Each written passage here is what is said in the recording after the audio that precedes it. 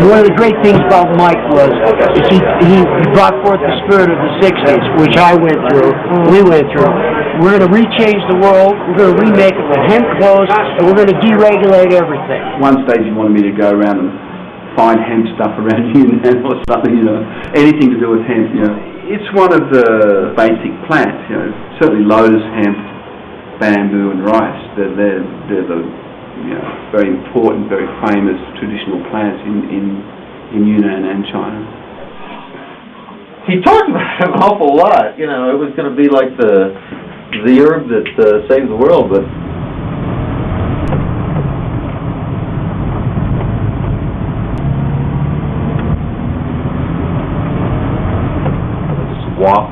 a deep walk into the village. The village name is called Datong village, which is quite close to the mountain sea area. On the hemp growing on the mountain, the hemp growing on everywhere. And then we will walk into the family house. They had a little small square. And then we saw many hemp seeds on the ground to make natural sunshine, make dry. And also we saw many hemp leaves on the roof from the house. So we had a chance to talk to their family, and they brand are for the hemp seed tea. That's my first time I had hemp seed without the leaves to make a tea drink.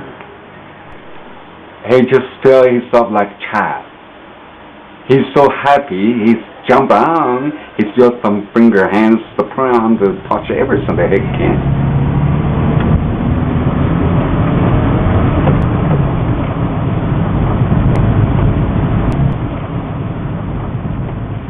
Mike had recently had his hemp seeds seized by the Chinese government and was kind of furious about it. And he'd looked into the laws and the rules and basically realized that these guys maybe weren't operating by the letter of the law, which is probably kind of normal in China. But Mike took it upon himself to see a way out of the situation and started talking to Ian about writing a letter to the government. And I just remember Ian just listening to him quietly and waited till he got to the end, and he looked at Mike. He said, Mike, I don't think you want to start a completely unwinnable fight against an infinitely more powerful opponent. And Mike sat there and he nodded and thought about it, and he was like, but that's not the point.